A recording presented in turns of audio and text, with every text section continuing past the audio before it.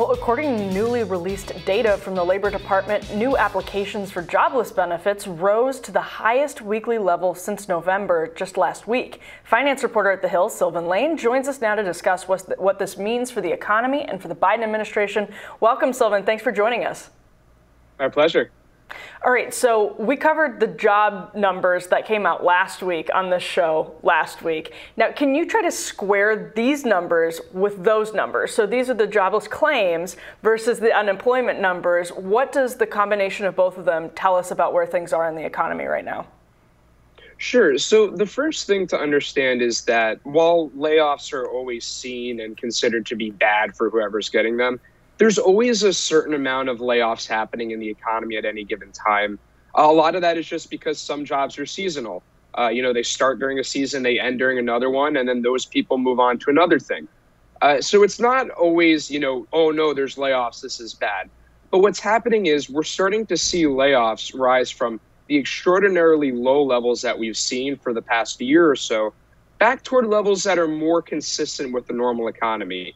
Now, the jobs numbers we got last week were great. The U.S. is still adding more than 300,000 jobs per month, more than 2.5 million jobs since the beginning of this year alone. But we are starting to see signs that that job growth and that very, very strong labor market might be starting to slow down a little bit. Yeah, and relative to the size of the economy, this was a pretty slight increase, something like 7,000 increased jobs, increased job losses week over week. But is this the beginning of what the Fed is trying to do? By trying to slow the economy, by trying to throw people out of work, are we starting to see that policy bear fruit here? That could certainly be one of the factors at play here. So the Federal Reserve has been raising interest rates since March with the goal of slowing the economy enough that inflation comes down, but without causing a recession or, widespread job losses. Unfortunately, this usually means that there will be some layoffs throughout the economy, maybe more so than there would have been otherwise. But from the Fed's perspective, what they're trying to do is bring the excess amount of job openings they see that businesses can't fill back down closer to the number of unemployed people there are in America. Now, there's no easy targeted way to do this. It's kind of like, you either have the accelerator or the brake. So you don't have a great way to, bring down inflation necessarily from the Fed's perspective without causing some job losses in the way necessarily. But yeah, this is something that they've been looking for. They've been looking to see layoffs increase a little bit. The thing is, they don't want to see them get much further or start rising without getting out of control. So where are we seeing, which sectors are most of these layoffs happening? Are there ones that are being hit particularly hard that are feeling this most acutely? Sure. So the sectors that are seeing the biggest layoffs so far are the ones that are most directly affected by when interest rates get higher. These are real estate and housing companies who, will see fewer sales because mortgage rates are going higher and home sales are starting to fall off. Technology companies who are usually very, very sensitive to when interest rates get higher are starting to lay off folks too, because a lot of these companies have a lot of debt or they rely on international sales. And when U.S. interest rates go up, it's kind of a complicated process, but that usually means foreign sales for U.S. companies start to go down. So it's mainly those companies in those sectors, retail a little bit also. But right now, it's mainly folks that are, on the front lines of higher interest rates. So I want to go back to your good accelerator and brake analogy here, because I think it helps us think about ways that we can address what's going on here. And so you mentioned that there are 2 job openings for every single person searching for jobs. So the U.S. policy response here, the Fed response is, well, we have too many job openings. We got to throw people out of work, and if we slow the economy, then we'll have 1 job opening for every 1 person. Why not spend some policy effort trying to get more people into the job market? That's a great question. And what the Fed was trying to do for most of the past 2 years by keeping interest rates low enough was trying to make sure the economy was strong enough to get people back to work.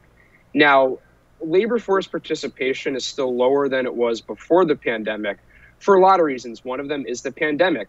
A lot of people either shifted jobs or aren't necessarily back to work yet.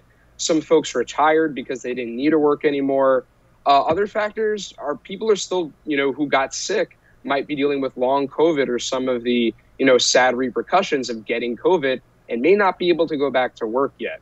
So the Fed tried to do what it could on that front.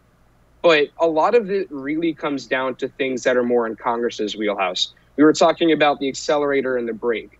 Congress is really the one behind the steering wheel, the one operating the GPS.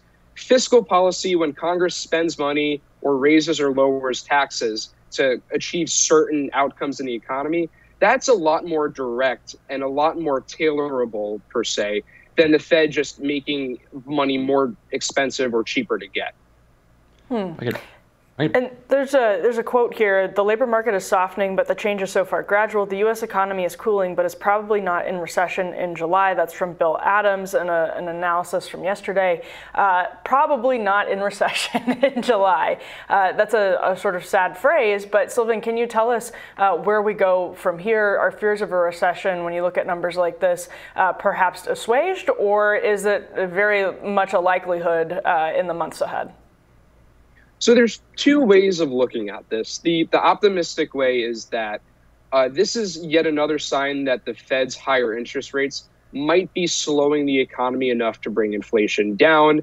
There's always trade-offs whenever you're in an environment like this. And while it's really, really tough for people who have been laid off, especially if they're still struggling to get by, there's few people who think that the U.S. could get out of this high inflation spiral without something giving.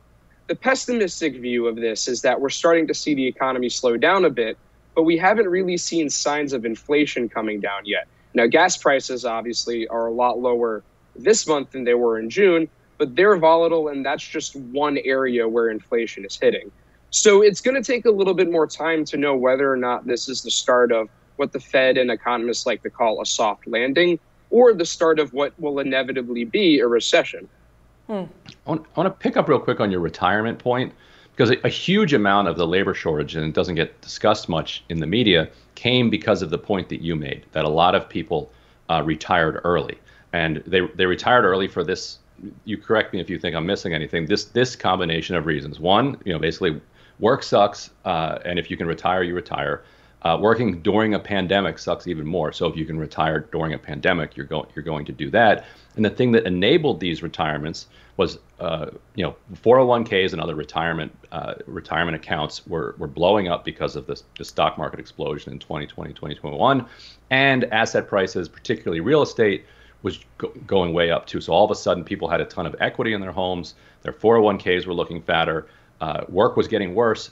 So you had tens of millions of early retirements. Interestingly, a lot of the Fed policy here is undoing the things that enabled people to retire early. Housing prices are going to come down, and people's 401ks getting completely whacked. So do you think we're going to see a wave of what you might call unretirements, of people who thought that they were done and are kind of being forced by economic circumstances back into the market? Yeah, I think that's a very likely outcome of the situation. We've seen some unretirements per se pick up over the past year, not enough to, make up for the gap or to explain the gap between labor force participation now and before the pandemic. But yeah, if you're somebody who retired because your stock portfolio is doing great, you were able to sell your house for a huge profit, or you have a lot of home equity, but now you're looking at a picture where those factors are going away. And also, we're safer from COVID now than we were 2 years ago. Maybe you come back to work, maybe because you need the money, maybe because it gave you a sense of purpose. Now, this doesn't explain all of the reasons why labor force participation is lower now than before. But yeah, as the economy slows down, as stock prices come down, as home values eventually start to come down, there's going to be more people who have an incentive to get back into the labor force. And that's part of what the Fed's trying to do by raising interest rates. Thank you, Sylvan. We really appreciate your insights, and we will have more rising for you after this.